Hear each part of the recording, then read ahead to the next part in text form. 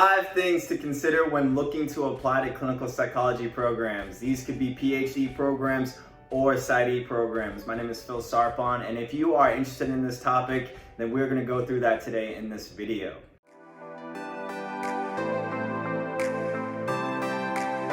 Alright y'all, so this is your first time here. Welcome, my name is Phil Sarpon. This is Phil's Guide to Psy.D. This channel is dedicated to all things clinical psychology. If you care about self-care, if you're interested in psychology, or if you want a little bit of a sneak preview into what grad school might look like for you, then this is the channel for you. So we're gonna go right into this, right? What are some things to consider when applying to clinical psychology programs?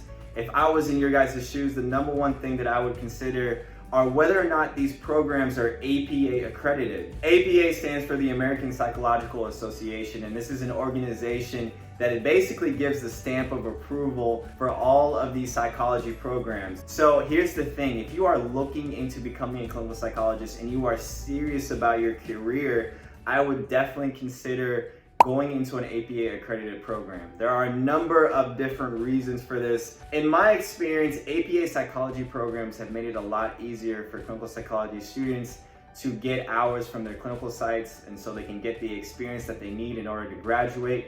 Once they have gone through the 4 years of the program, they can now look into getting those internships, again at APA internships, where they could possibly get more money working for those programs, as well as for after they finish those internships and they're looking to get jobs.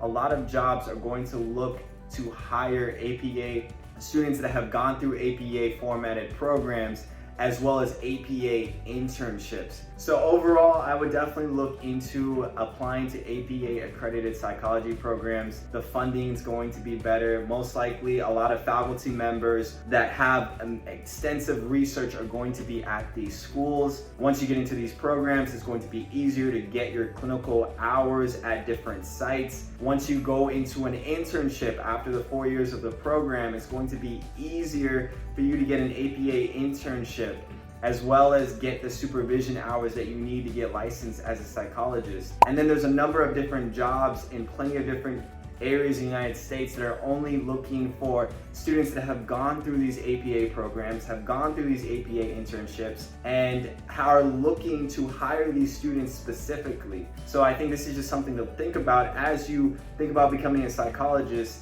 and how easier it's going to become to getting a job or getting an internship or getting paid more, or future career opportunities for teaching and research. All right, so the second thing to think about is what type of clinical psychologist do you want to be? There are a number of different clinical psychology schools that offer different tracks.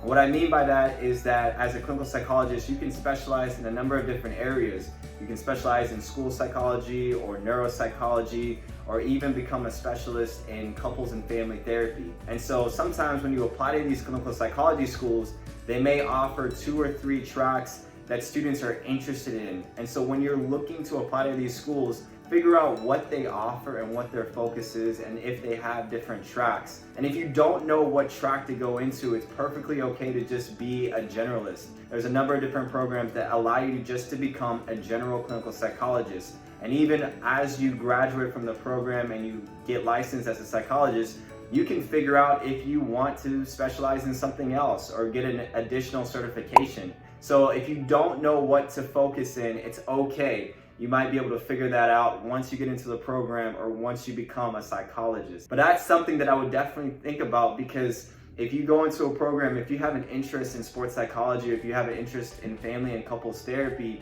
and you know there's a clinical psychology school that offers specific classes or research or funding or clinical hours or working opportunities for you to get more experience into that specific track, that is only going to make you that much better of a clinician. So that is definitely something that I would consider as you apply to these clinical psychology programs. The next thing is how long and where are you going to go into these clinical psychology programs, right? How important is location for you? And also, there are a number of different clinical psychology programs that are 3 years, that are 4 years, that are 6 years. And so you have to figure out in terms of how long you want to be in school, how long you want to be taking out those student loans, how long you want to be a student. And so those are definitely some important factors to think about as you go into clinical psychology school.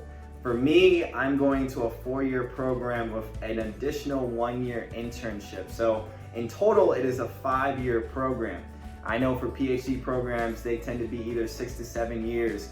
And so it depends, again, if you want to go into a PhD route and to receive a stipend, or if you want to go through a clinical psychology Psy.D route, which is shorter, but you're most likely going to have to take out more student loans. So these are definitely some things to think about in terms of the location and how long you want your program to be. The next thing is cost. Cost is huge. Do these clinical psychology programs offer opportunities to work as a TA or as an RA, or maybe get funding from research or even scholarship opportunities? You want to make sure that you are able to pay off these student loans as quickly as you can, and even get funding as you're going through your program. So that is definitely important. So definitely make a pros and cons list to determine if these schools are going to be worth the cost and are going to help you to pay off those student loans after you graduate. And the last thing, guys, is going to be research. So if you are already thinking about research, that is a really good thing, because if you're thinking about what you want to do your dissertation topic on, I think that is going to help you figure out what clinical psychology school to choose, because you can figure out what faculty members are working in that school,